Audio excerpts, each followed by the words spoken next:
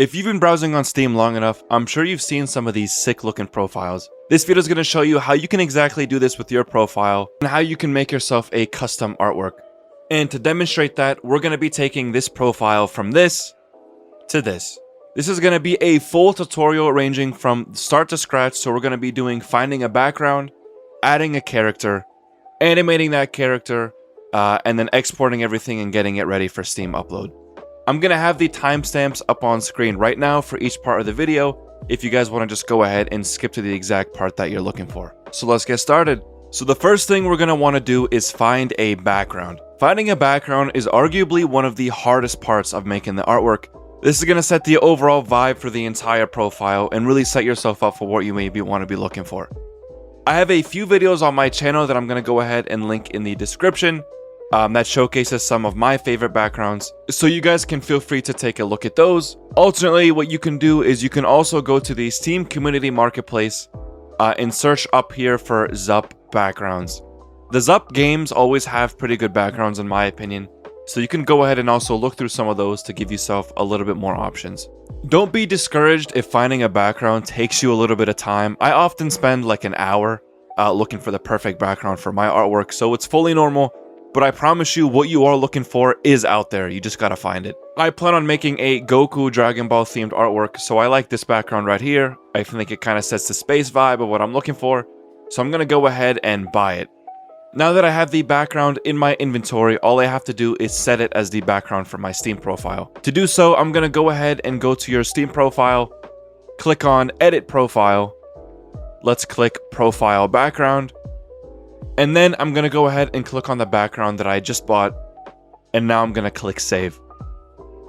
Now, if we go back to our profile, you can see that we have this background ready to go and it's set, and we're seeing we're making a little bit more progress to where we want to be. Next up, we're going to have to do all of our pre-animation prep. What I mean by this is we're going to have to get the background cropped. This way it can fit perfectly with our profile. I'm sure you guys have seen people's backgrounds kind of flow into their artwork, so that's what we're going to be doing. And we're also going to be finding a character that we're going to want to be animating. So starting us off with the background, let's go ahead and go to the Steam Community Marketplace listing of our background. Let's click View Full Size, then copy the URL at the very top of this page that opens up. Now let's go to a website called steamartworkhub.com. Here, we're going to be able to download the images of the background, so luckily, some very smart person went ahead and made this website for us to crop it for us already. So we're going to want to go ahead and click this box right here. You can click different ones, but this box says we're going to be making an artwork showcase, so it's going to provide us the images for an artwork showcase. Let's go ahead and paste in our background, and now let's click Export. And if you wait shortly, this should download the files directly to our computer. Now let's go ahead and open the zip that was just downloaded, and let's drag the two files labeled artwork_side and artwork_big into a new folder that we can remember. This folder is going to be the project folder that we use for the animating and everything else, so make sure you put this somewhere that you're going to remember and that you're not going to forget. Next up, you're going to want to go ahead and find a character that you're going to want to use. How I typically do this is I'll just go ahead and go on Google, and I'll just go search the character name, and I'll just go ahead and go through some of these and find one that I actually like. If you'd like to get ones with transparent background, that's what I typically work with. You can add the word render to the end of whatever search you're doing. So in this case, I just type in Goku render, and if I click enter, you can see the images that come up are generally very transparent backgrounds. I've settled on this image right here. I think it's going to fit awesome with the space background. So I'm going to go ahead and download this file to the same folder that I saved my original background images to. And just like that, all of our pre-animation prep is done. Next up, we're going to have to boot up After Effects and actually start animating. Once you have After Effects booted up, you should be greeted with a screen that looks somewhat like this. If it doesn't look like this, what we're going to go ahead and do is click on Window in the top, click Workspace, and let's click Effects. This way you can be 100% sure that whatever you're looking at is exactly what I'm looking at, so that we don't have any of those issues where I have a button that you don't have or anything like that. So after you have After Effects booted up, I always like to save my project first. So let's click here in the top right, let's click File, and let's click Save As.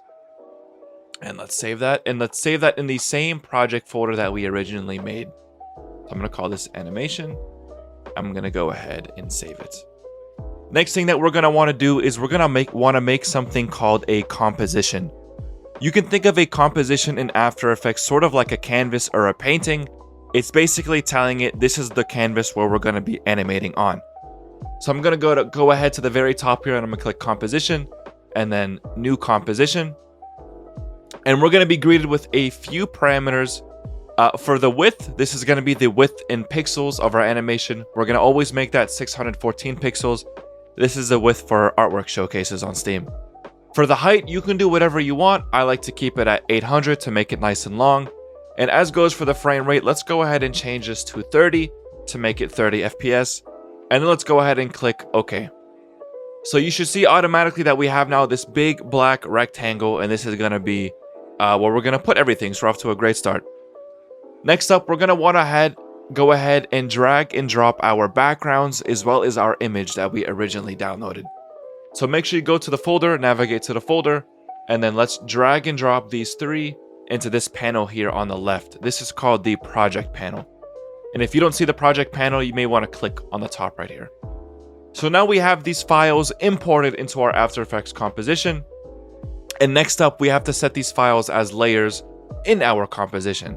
So to go ahead and do that, what we're going to want to do is go ahead and click this one, then click Control on your keyboard and click the second one. And while still clicking Control, click the third one. This way you can select all of them at the same time. And now we're going to simply drag and drop these into our layers panel right here. As you can see, we have a few things happen. Everything is kind of put into our canvas. Things are a little bit sized up weirdly, so we're going to go ahead and fix that. First thing what we're going to want to do is we're going to move our character to be on the very top. So we're going to make it to the very top later. And then we're going to click on this eyedropper to hide it for now. To get these backgrounds to align properly, we're going to want to put this big one on the left side. And we're going to want to put this small one on the right side. So we're going to want to use the Align panel right over here.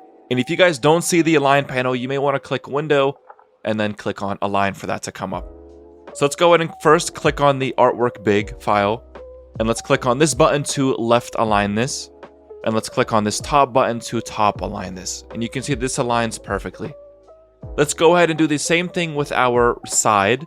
So let's click on the side one. This time we want to put this on the very right. So let's click on Align Right.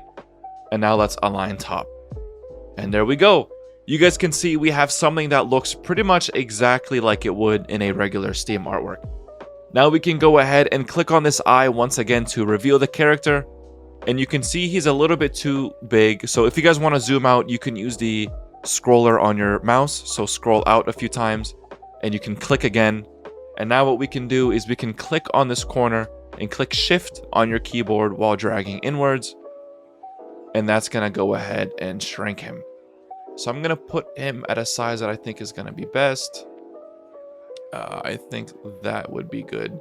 And if for whatever reason you're unable to click or you're experiencing issues with clicking, make sure you're clicking the selection tool or that you're on the move tool while doing this. So I'm liking this look right now. And now all we have to do is start animating the character. To do that, we're going to use something called the puppet tool. So if you look here in the very top right, there is this puppet tool. With this, you can think of as we're going to be adding joints to our character and we're going to be moving those joints to make the character move. So we're going to start off by moving this all the way to the very start. And let's do this first. Let's go to about the 3-second mark and let's click N on our keyboard. And you can see now we're going from 0 to 3. Now, if we click spacebar, you can see that this red thing is going back and forth between them. This is going to be how our timeline loops, and this is going to be our working timeline. So we're going to move this to the very front, and using the puppet pin tool, we're going to click where we think there'd be joints on the character. So I like to do, for instance, the hand, the elbow, the shoulders. So I'll do that for each side. Maybe on the feet as well, and maybe on the knees. And I like to put one at the bottom of the neck and then one in the middle of the head. And you can see that now we're also at the very start and this new thing comes up. Let's go ahead and click U on our keyboard and you're going to see something really interesting. you're gonna see these little squares come up. This is called a keyframe, and this is telling it to be at that position at that keyframe. So for example, now let's move forward to up here where it says 115, halfway through the animation. Now using our move tool, let's click one of these puppets and let's move them. Yeah, his head's kind of wonky right there. But you can see it just made another one for that puppet. And now if we move back and forth between this, we can see the character is slightly moving. So I'm gonna go ahead and click it and click delete on my keyboard to delete that. So once again, let's go ahead and go to the 115 mark and let's just start moving it. So I'm gonna click here. Maybe his arm moves out a little bit. Maybe this one moves out a little bit too, which means his elbows should come up slightly. There we go. As his shoulders come up in a breath. Something like that maybe. Maybe make his head rise a little bit. Make his neck go up a little bit. And maybe these come out a little bit. So I'm liking something like this for now. And then to play that back, let's move this to the very beginning and click space on your keyboard. And it's going to take some time for your computer to render it, but you can see that the character goes up a little bit, or he's now moving. But we have a new problem. Now once it goes to the very end, it kind of snaps back and it's not perfect looping. There's an easy fix for that. What we're going to want to do is click and drag to select all of these keyframes at the very start. Then click Ctrl-C on your keyboard to copy those. And let's move now to the very end of our composition. And let's do Ctrl-V to paste them. So now what we're telling After Effects to do is wherever it starts with, end it with the same thing. So now if we play it back, you can see we have a nice, cool looping character. So I'm going to go ahead and exaggerate these movements a little bit more because I feel like they should be a little bit more exaggerated. So I'm going to do that very quickly. You guys can feel free to do this as well. It's not 100% required, but I think it's necessary.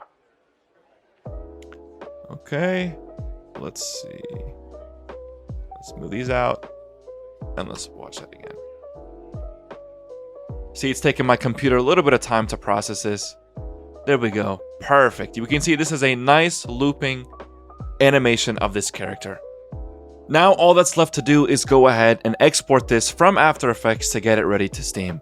So to do this, we actually have to export this as a sequence of PNG images and then import that into Photoshop. And then in Photoshop, we'll go ahead and make the GIF. So to export this, what we're going to go ahead and do is stop this video from playing. So click space on your keyboard. Then let's click composition here in the very top. And let's click add to render queue. So now if you look at the very bottom, we're going to be at the render queue panel. We could go back to the composition, but now we're at the render queue. Let's click this right here where it says H.264. And let's go ahead and change the format to PNG sequence. Next, where it says output to, let's go ahead and click right there. And here we're going to tell it where are we going to output these images.